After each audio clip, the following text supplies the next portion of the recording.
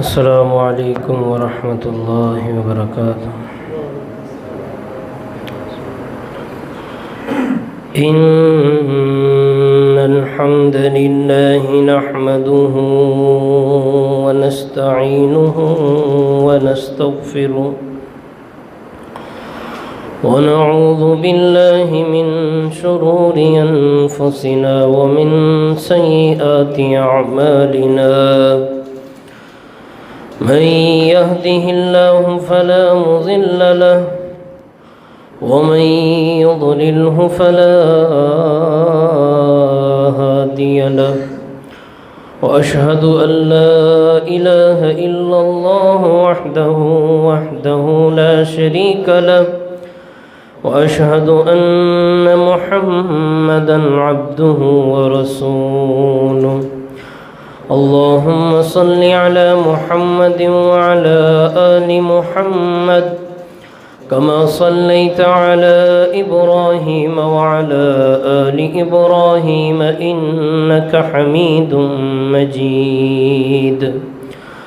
اللهم بارك على محمد وعلى آل محمد كما باركت على إبراهيم وعلى آل إبراهيم إنك حميد مجيد.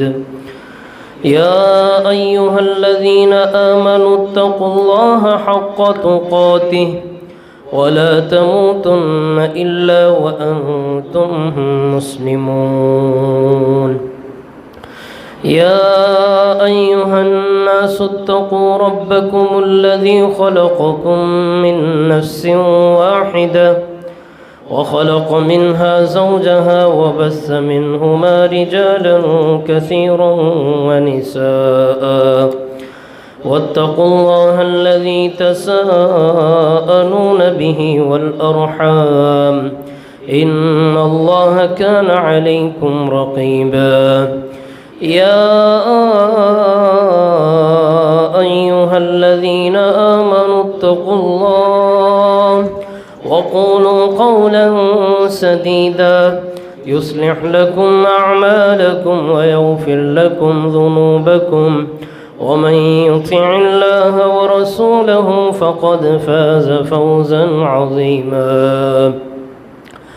أما بعد، فإن خير الحديث كتاب الله، وخير الهدي هدي محمد صلى الله عليه وسلم، وشر الأمور محدثاتها، وكل محدثة بدعة، وكل بدعة ضلالة، وكل ضلالة في النار. قال الله سبحانه وتعالى في الكلام المجيد والفرقان الحميد: أعوذ بالله من الشيطان الرجيم. بسم الله الرحمن الرحيم. قد أفلح المؤمنون الذين هم في صلاتهم خاشعون والذين هم عن اللغو معرضون والذين هم للزكاة فاعلون والذين هم لفروجهم حافظون. رب اشرح لي صدري ويسر لي أمري واحلل عقدة من لساني يفقه قولي. رب زدني علما رب زدني علما رب زدني فهما. صدق الله العظيم.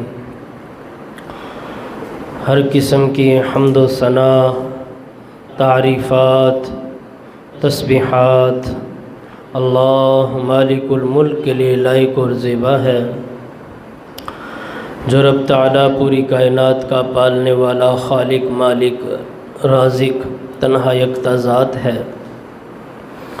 दुरूद व सलाम इमामुल अंबिया, इमाम कायनात जनाब मुहम्मदुर रसूलुल्लाह सल्लल्लाहु अलैहि वसल्लम की ज़ात अक़दस पर, بے شمار لا تعداد رحمت نازل فرمائے اللہ رب العالمین صحابہ کرام رضوان اللہ علیہم اجمعین پر۔ محترم بھائیوں، سورہ المؤمنون کے حوالے سے ہمارے جمعہ کے موضوعات چل رہے ہیں، تو اللہ رب العالمین فرماتے ہیں قد افلح المؤمنون، یقیناً فلاح پا گئے، کامیاب ہو گئے جو مومن ہیں۔ پھر اللہ رب العالمین نے مومن کی صفات بتلائی کہ مومن کون لوگ ہیں، مومنین کی صفات کیا ہے۔ الذین هم فی صلاتہم خاشعون، مومنوں کی پہلی صفت یہ ہے کہ وہ اپنی نمازوں میں خشوع خضوع کو اختیار کرتے ہیں۔ والذین هم عن اللغو معرضون،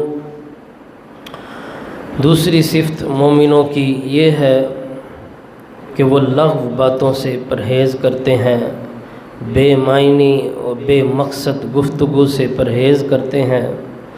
حتی الامکان ان کی کوشش یہی رہتی ہے کہ وہ بامعنی اور بامقصد بات کہیں۔ اور تیسری صفت والذین هم للزکاۃ فاعلون، جس کے بارے میں آج ہم نے بات کرنی ہے۔ تیسری صفت ان کی یہ ہے کہ وہ صدقات و خیرات بھی کرتے ہیں، اس کا ایک ترجمہ یہ ہے، اور جو اکثر ترجمہ کرنے والوں نے اس کا ترجمہ کیا ہے، یہاں اس سے مراد زکوٰۃ نہیں بلکہ للزکاۃ فاعلون سے مراد وہ اپنے نفس کا تزکیہ کرتے ہیں، اپنے نفس کے تزکیے کا عمل کرتے ہیں، کیونکہ یہاں لفظ آیا ہے فاعلون، عمل کرنے والے ہیں، یعنی اپنے نفس کو صحیح کرنے کا عمل بار بار دہرانے والے لوگ۔ تو مومنوں کی تیسری صفت یہ ہے کہ وہ اپنے نفس کا تزکیہ کرتے ہیں۔ اسی کا ذکر اللہ رب العالمین نے سورہ شمس میں بھی فرمایا ہے کہ قد افلح من زکاہا، یقیناً کامیاب ہو گیا وہ شخص جس نے اپنے نفس کا تزکیہ کیا، اپنے آپ کو پاک کر لیا، صاف کر لیا۔ تو وہ شخص مومن ہو ہی نہیں سکتا جس کا دل پاک نہیں ہے، وہ شخص مومن نہیں ہو سکتا جو اپنے نفس کا تزکیہ نہیں کرتا۔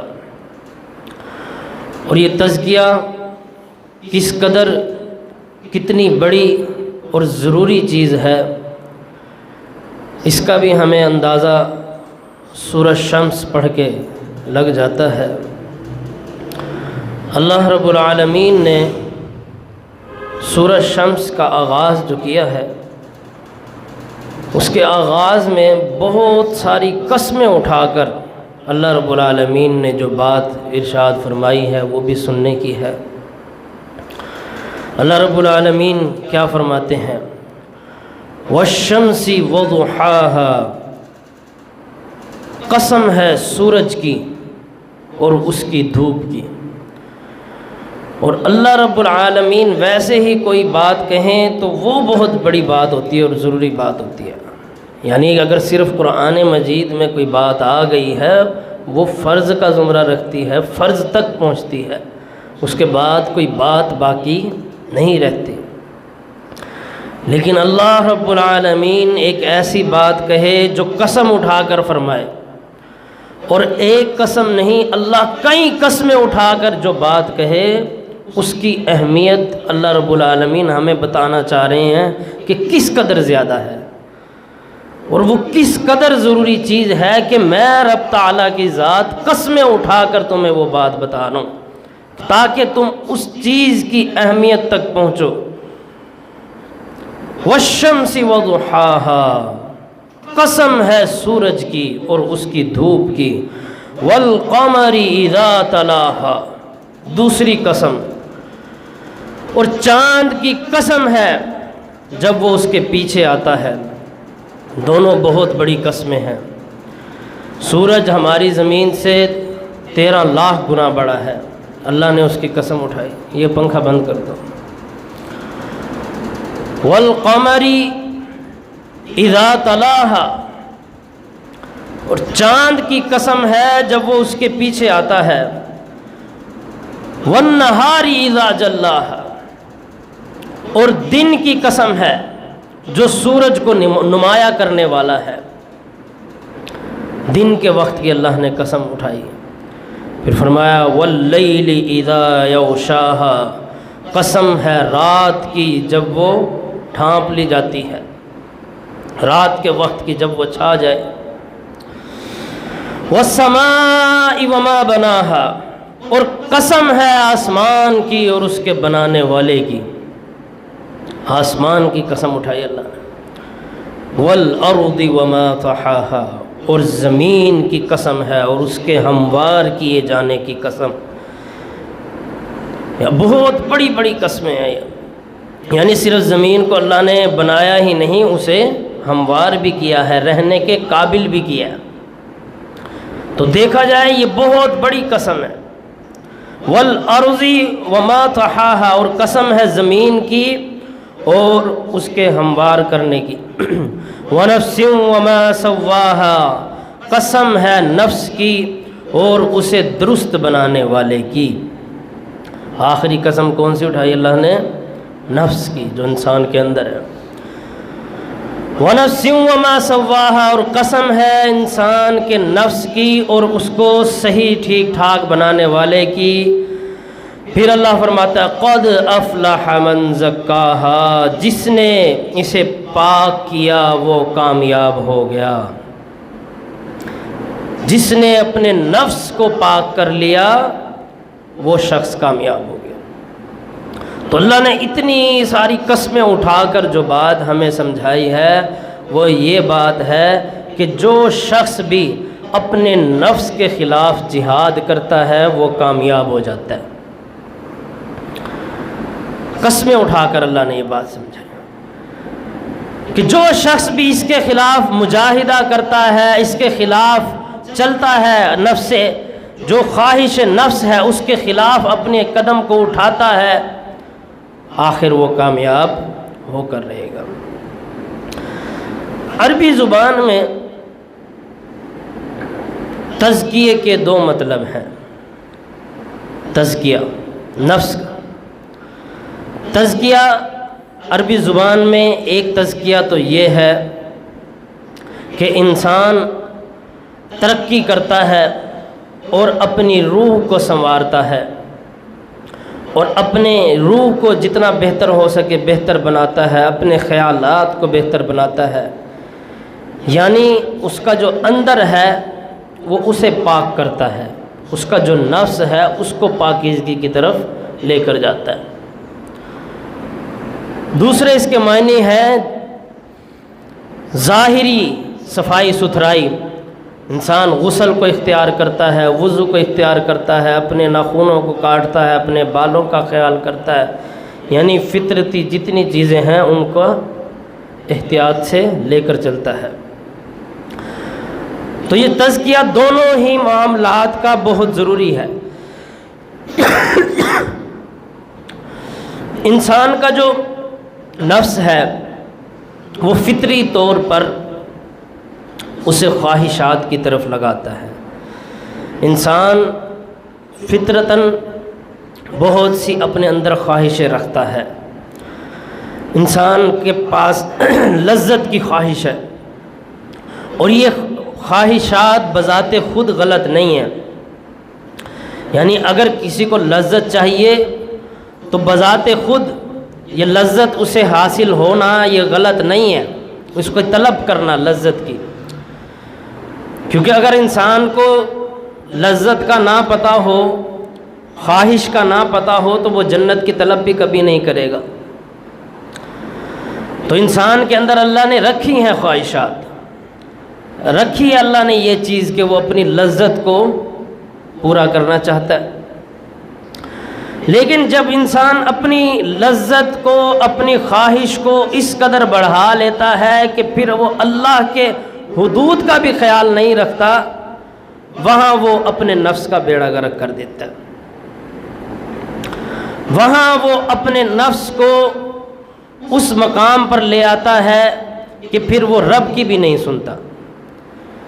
اور پھر اس مقام پہ اللہ فرماتا ہے ارأیت من اتخذ الہہ ہوا، اے نبی علیہ السلام آپ نے اس شخص کو نہیں دیکھا جس نے اپنے خواہش نفس کو اپنا خدا بنا لیا ہے، یعنی ہر چیز پر اس نے جس کو مقدم رکھا وہ اس کا نفس، اس کی خواہش، اس کی لذت۔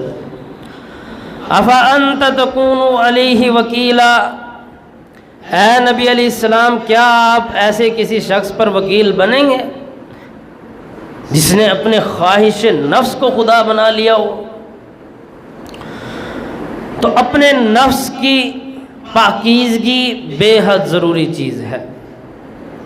جناب محمد الرسول اللہ صلی اللہ علیہ وسلم کو بھی اللہ رب العالمین نے جو کام ذمہ لگائے، جو آپ صلی اللہ علیہ وسلم کی ذمہ داریاں تھیں، ان میں جو ٹاپ کی چیزیں ہیں ان چیزوں میں ایک چیز تزکیہ نفس بھی ہے، اور اس کا ذکر اللہ رب العالمین نے قرآن مجید میں بھی کئی مقامات پر فرمایا ہے کہ ہم نے آپ کو کیوں بھیجا ہے، ہم نے محمد الرسول اللہ صلی اللہ علیہ وسلم کو اس زمین پر کیوں مبعوث فرمایا؟ اے نبی علیہ السلام ہم نے آپ کو بھیجا وَيُزَكِّيهِمْ وَيُعَلِّمُهُمُ الْكِتَابَ وَالْحِكْمَةَ، بلکہ کئی مقامات پر اللہ نے قرآن و حدیث حکمت سے بھی پہلے جس چیز کا ذکر فرمایا وہ یہ تزکیہ نفس ہے، اندر کی پاکیزگی ہے، طہارت ہے، کہ آپ تاکہ ان لوگوں کا تزکیہ کریں، ان کے رخ کو صحیح موڑ پر موڑیں، اس چیز کے لیے ہم نے آپ کو بھیجا۔ وَيُزَكِّيهِمْ، تاکہ آپ ان کا تزکیہ کریں، تزکیہ نفس، وَيُعَلِّمُهُمُ الْكِتَابَ وَالْحِكْمَةَ، اور آپ انہیں قرآن کا علم دیں اور حکمت کا، حدیث کا علم بھی دیں۔ اب تزکیہ ہے کیا، اس کو بھی سمجھ لیجئے، تزکیہ کہتے کس کو ہیں؟ ایک تو ہے نفس۔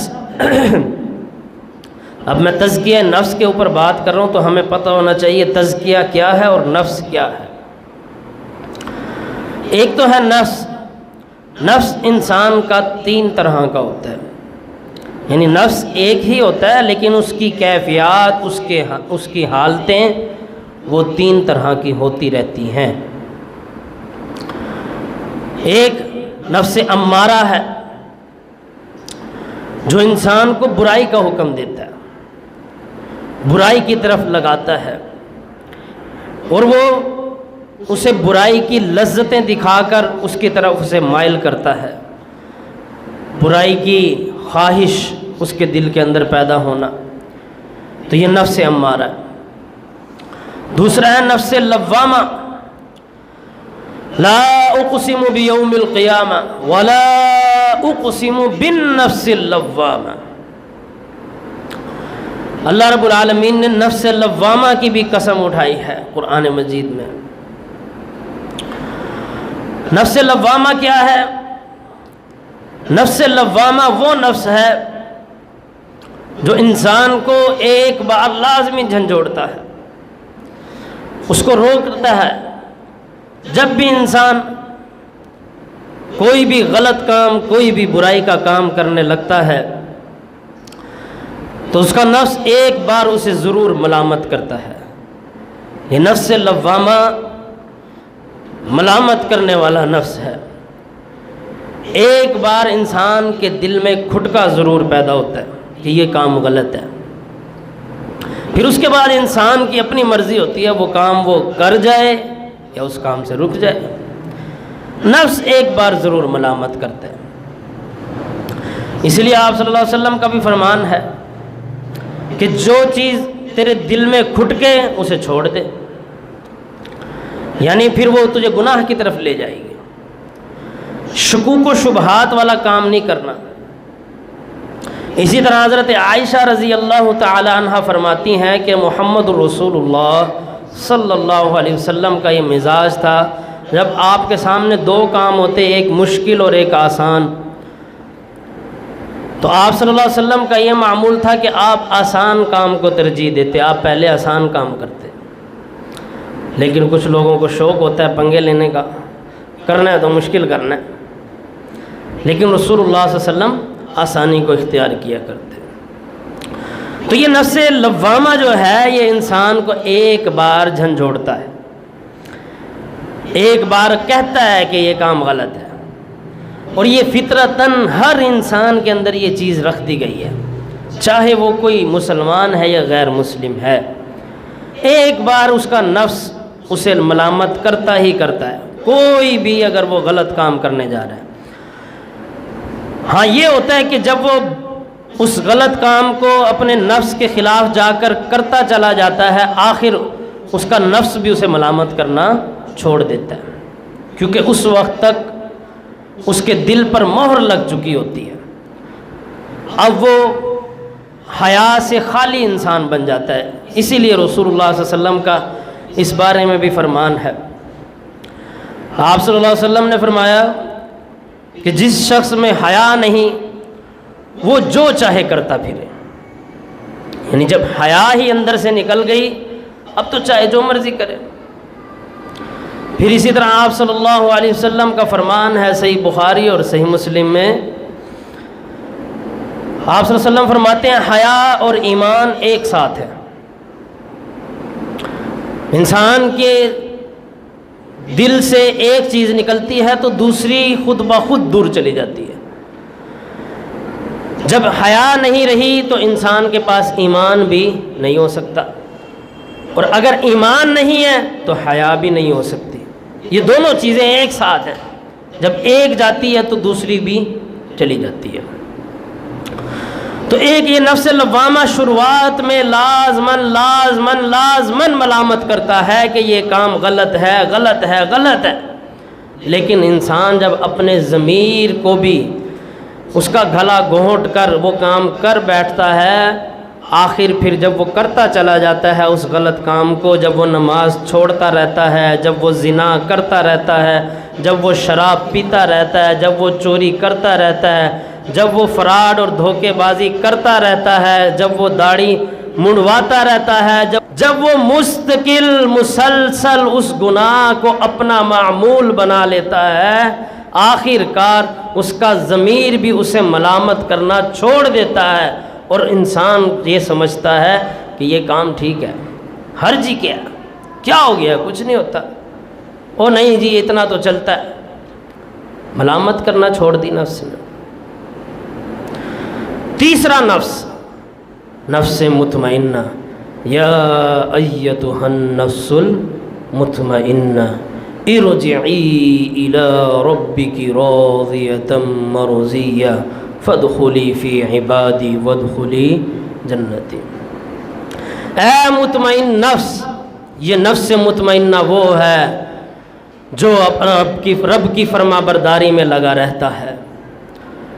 یہ نفس مطمئنہ وہ ہے کہ اپنی خواہش نفس کو نہیں دیکھتا بلکہ اسلام کے دائرے کو دیکھتا ہے، شریعت کو دیکھ کے چلتا ہے۔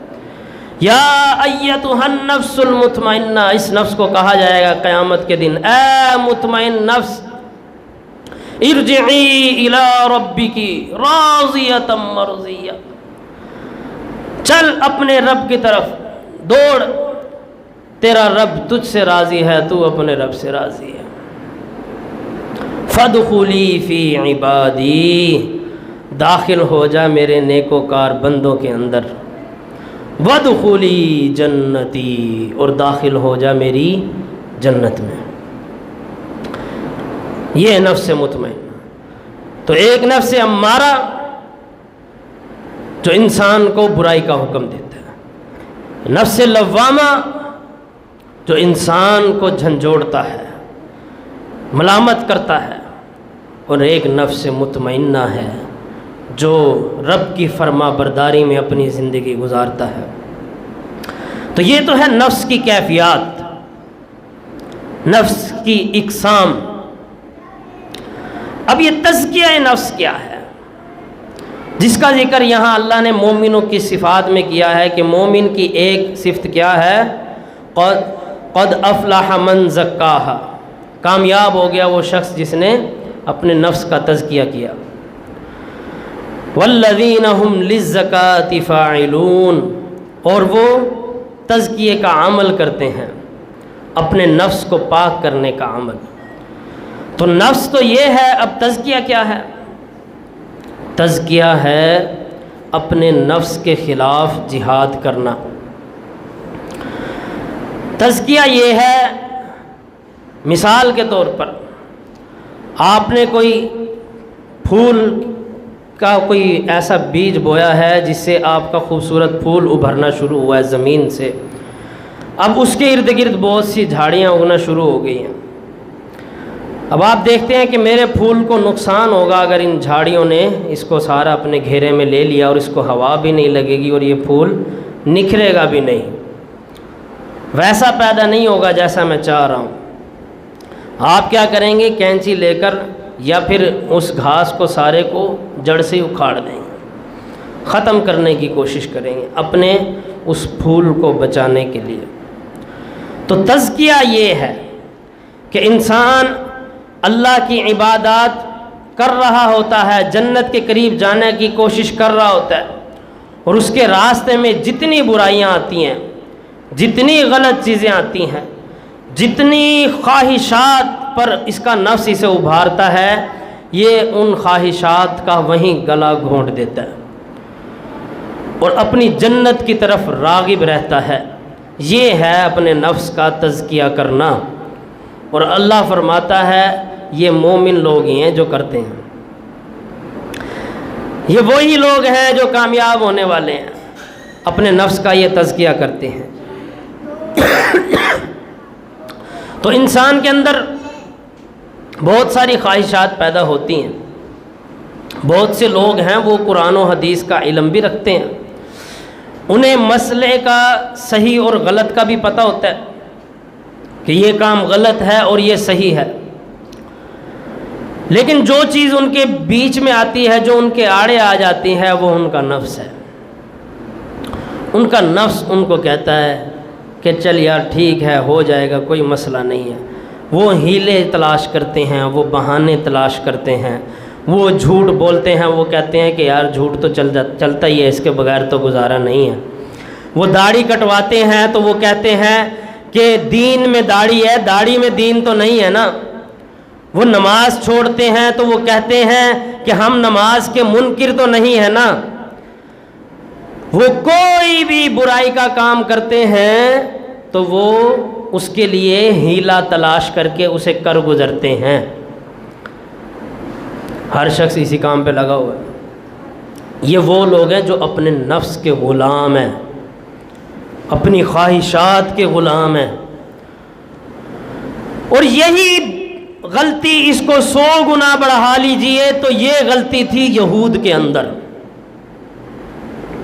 یہودیوں کے اندر یہ غلطی پائی جاتی۔ یہودی اچھی طرح سے جانتے تھے یہ اللہ کا کلام ہے، اور اللہ رب العالمین قرآن مجید میں ارشاد فرماتے ہیں یہ محمد رسول اللہ صلی اللہ علیہ وسلم کو ایسے ہی پہچانتے ہیں جیسے اپنے بچوں کو جانتے ہیں، جیسے انہیں یہ شک نہیں ہو سکتا کہ یہ میرا بیٹا ہے، ایسے ہی انہیں یہ شک بھی نہیں ہے کہ یہ محمد رسول اللہ صلی اللہ علیہ وسلم ہے۔ یہ اچھی طرح جانتے ہیں، اتنا یقین ہے جتنا انہیں اپنے اولاد اگر ان کی کھڑی کر دی جائے سامنے، جتنا انہیں اپنی اولاد پر یقین ہے کہ یہ میرا ہی بچہ ہے، اسی طرح انہیں یہ بھی یقین ہے کہ یہ محمد صلی اللہ علیہ وسلم اللہ کے رسول ہیں۔ اس کے باوجود نہیں مانتے تھے بات، اور صرف آپ صلی اللہ علیہ وسلم کے ساتھ نہیں، پچھلے انبیاء کے ساتھ بھی یہی کیا۔ کیوں کیا؟ کیا ان کو اللہ کی کتاب کا علم نہیں تھا؟ تھا۔ کیا انہیں حدیث کا علم نہیں تھا؟ تھا۔ کیا نبی نے انہیں بتلایا نہیں بتلایا؟ کیا صحیح اور غلط کا فرق معلوم نہیں تھا؟ سب پتہ تھا، سب کچھ۔ جہاں سے مار کھائی وہ تھا اپنا نفس، اپنے نفس کو خدا بنا لیا، ہیلے بہانے بنائے، حرام کردہ چیزوں کو انہوں نے ہیلے بہانوں کے ساتھ اپنے لیے حلال قرار دے لیا۔ اللہ نے ایک دن مچھلی پکڑنے سے منع کیا تو انہوں نے ہیلے بہانے سے مچھلیاں بھی پکڑنا شروع کر دی اور اپنے لیے اس کو صحیح سمجھنا شروع کر دیا۔ اللہ نے رجم کی سزا قائم کی، اس موقع پر بھی انہوں نے کوشش کی محمد رسول اللہ صلی اللہ علیہ وسلم کے دور میں کسی طرح اس چیز سے بچ جائیں۔ کیا ضروری ہے رجم کرنا؟ کیا ضروری ہے موت کی سزا دینا زانی کو؟ لہٰذا انہوں نے پھر فیصلہ کرنے کے لیے، صحیح بخاری میں آتا ہے، محمد رسول اللہ صلی اللہ علیہ وسلم کو بھی بلایا۔ آپ صلی اللہ علیہ وسلم نے اپنی پیٹھ کے پیچھے سے تکیہ نکالا اور سامنے رکھا اور آپ صلی اللہ علیہ وسلم نے تورات منگوائی۔ آپ صلی اللہ علیہ وسلم نے فرمایا کہ چاہے بدل چکی ہے، تم نے تحریف کر دی ہے، لیکن آج بھی اللہ کے احکام تورات میں موجود ہیں، میں تمہاری کتاب سے فیصلہ کروں گا۔ اور جب تورات لائی گئی، اللہ کے احکامات اس میں موجود تھے، تو یہودیوں میں سے ایک شخص نے اس آیت کے اوپر ہاتھ رکھ دیا جس کے اندر رجم کا ذکر تھا۔ اس نے کہا دیکھو ایسی تو کوئی بات ہی نہیں لکھی ہوئی ہے۔ آپ صلی اللہ علیہ وسلم سے کہنے، آپ صلی اللہ علیہ وسلم نے فرمایا جہاں تیرا ہاتھ ہے اس ہاتھ کو ہٹانا، تیرے ہاتھ کے نیچے لکھی ہوئی ہے سزا، جو تمہاری اپنی کتاب میں سزا لکھی ہے وہی سزا ملے گی۔ تو یہ کیا کرتے تھے؟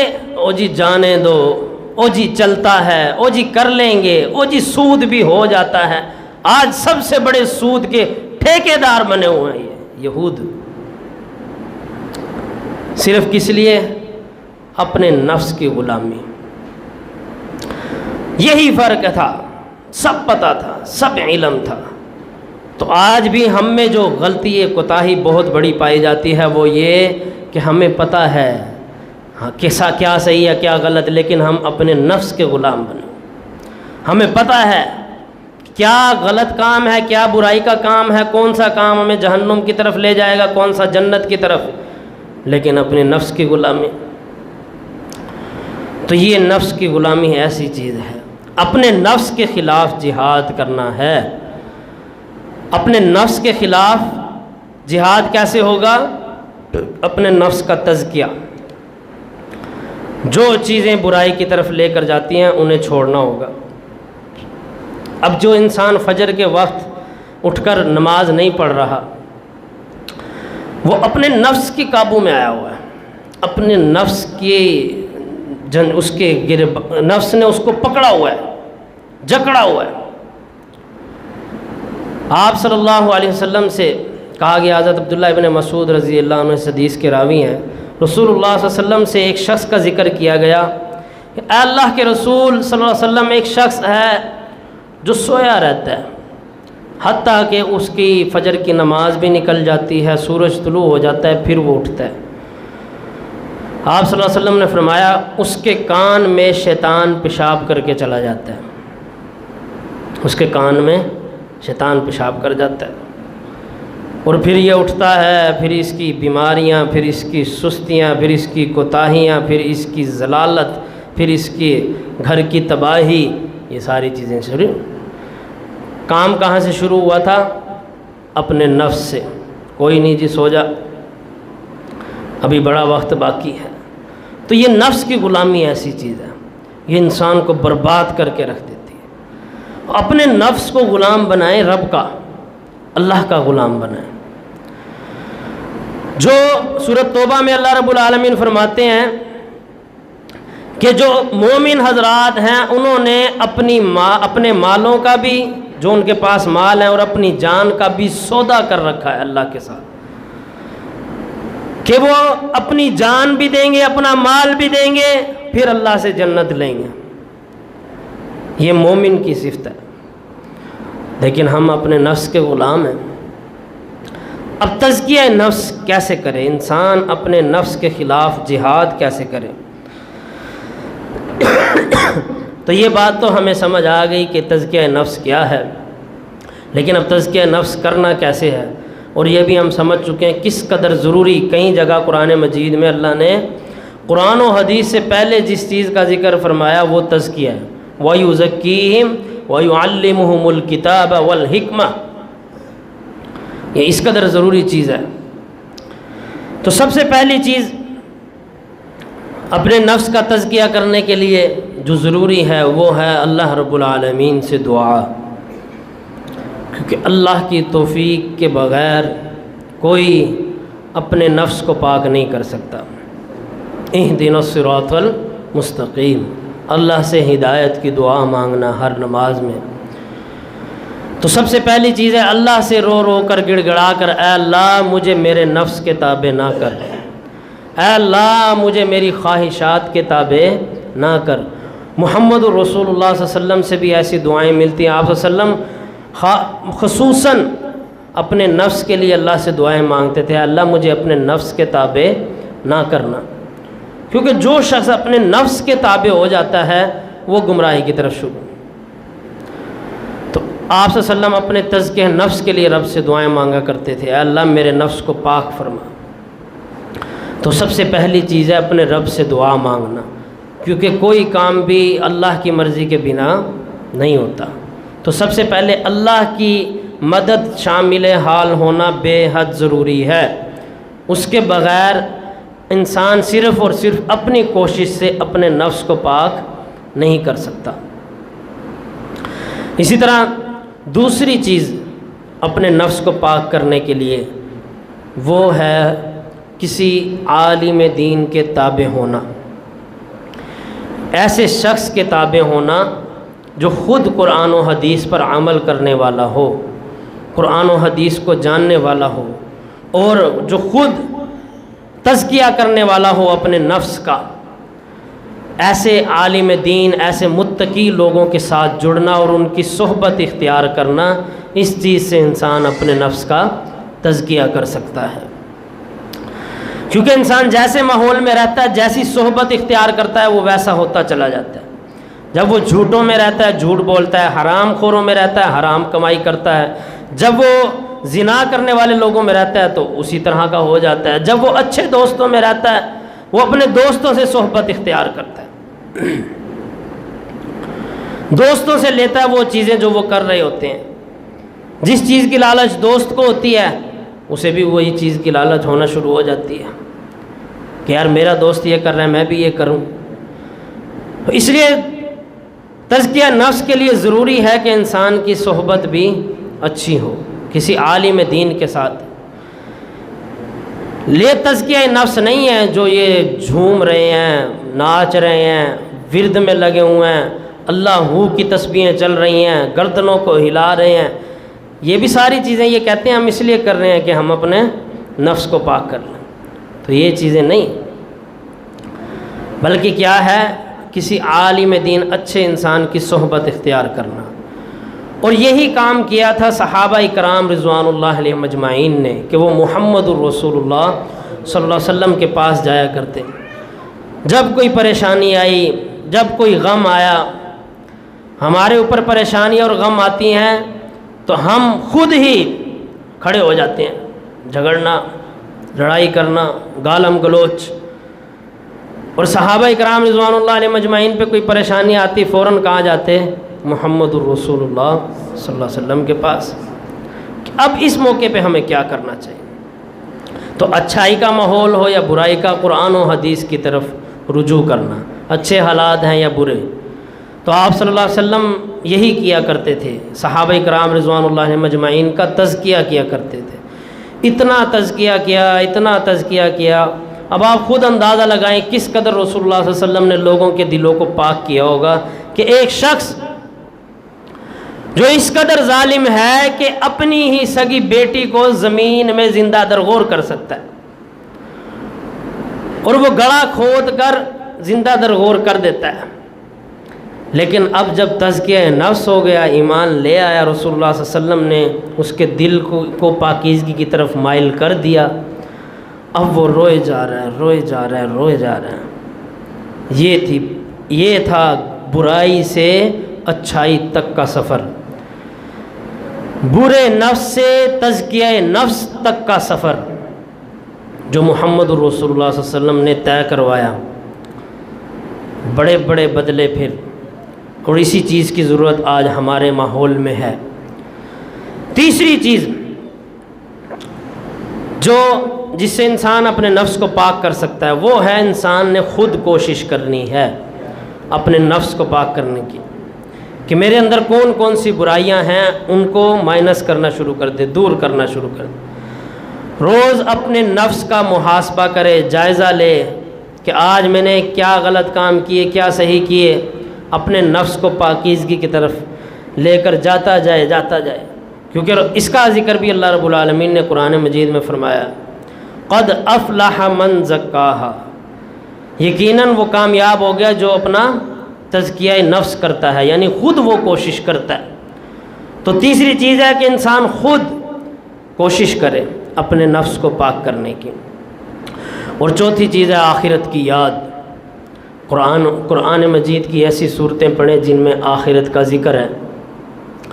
جب انسان آخرت کو یاد کرتا ہے تب بھی وہ اپنے نفس کو پاکیزگی کی طرف لے جاتا ہے۔ یاد رکھیں یہ چیزیں کھانے پینے سے نہیں ہوتا یہ کام۔ یہ جو جسم ہے نا ہمارا 5 فٹ کا 6 فٹ کا، یہ اللہ نے مٹی سے بنایا ہے، اور اس کی خوراک بھی مٹی سے پیدا کی ہے نا، مٹی سے ہی سب کچھ، سبزیاں، پھل، فروٹس، اور حتیٰ کہ جو پانی ہے ان سب کو ہضم کرنے کے لیے وہ بھی اسی زمین سے نکل رہا ہے فلٹر ہو کے۔ لیکن یہ جو جس نفس کی بات ہو رہی ہے، اندر کی جان جو نہ کسی کو نظر آتی ہے لیکن سارا کردار نبھانے والی یہی جان ہے، یہی نفس ہے، جو نکل جائے تو انسان کا یہ جسم بھی مردہ ہو جاتا ہے۔ یہ نفس مٹی سے نہیں بنا ہوا، یہ نفس آیا رب کے پاس سے، اللہ کے پاس، تو اس کی غذا بھی اللہ نے آسمان سے ہی اتاری ہے، اللہ کی طرف سے ہی آئی ہے، اور وہ غذا ہے رب کا کلام قرآن مجید۔ قرآن مجید میں ایسی صورتیں پڑھیں جس میں آخرت کا ذکر ہوا ہے تو انسان کا نفس وہ تزکیے کی طرف چل پڑتا ہے۔ تو 5ویں چیز ہے نماز کو قائم کرے۔ جو شخص نماز کو قائم کرتا ہے وہ برائیوں سے بچنا شروع ہو جاتا ہے۔ اس کا ذکر بھی اللہ رب العالمین نے قرآن مجید میں فرمایا ہے۔ 21ویں پارے کی شروعات میں اللہ فرماتا ہے ان الصلاۃ تنہی عن الفحشاء والمنکر، بے شک نماز ہے جو انسان کو برائی کے کاموں سے روکے رکھتی ہے اور منکر کاموں سے بھی بچا کے رکھتی ہے۔ تو جب نماز کے ساتھ انسان جڑا رہتا ہے، 5 وقت بار بار رب کی طرف آتا ہے، اسے لحاظ آتا ہے، شرم آتی ہے، حیا آتی ہے کہ میں نے ابھی رب کے پاس بھی جانا ہے، میں یہ گناہ کیسے کر سکتا ہوں۔ اور جب ڈپریشن، انزائٹی ان چیزوں کے اندر ملوث ہوتا ہے تو وہ رب کی طرف آتا ہے، رجوع کرتا ہے، اے اللہ میں کسی گناہ کی طرف نہیں جانا چاہتا، میں کسی بدکاری کی طرف نہیں جانا چاہتا، تو بہتر طریقے سے میری رہنمائی فرما دے۔ تو 5ویں چیز ہے نماز جو انسان کو برائی سے روکتی ہے، یہ تزکیہ نفس کا بہت بڑا ذریعہ ہے۔ اور 6ٹھی چیز ہے توبہ استغفار۔ آپ صلی اللہ علیہ وسلم فرماتے ہیں، صحیح بخاری میں آتا ہے، آپ صلی اللہ علیہ وسلم فرماتے ہیں میرے بھی دل پر ایک پردہ سا چھا جاتا ہے، ایک سایہ بان سا، ایک اندھیرا سا میرے دل کے اوپر چھا جاتا ہے، اس لیے میں ایک دن میں 100 سے زیادہ مرتبہ استغفار کرتا ہوں، پھر میرے دل کو سکون محسوس ہوتا ہے۔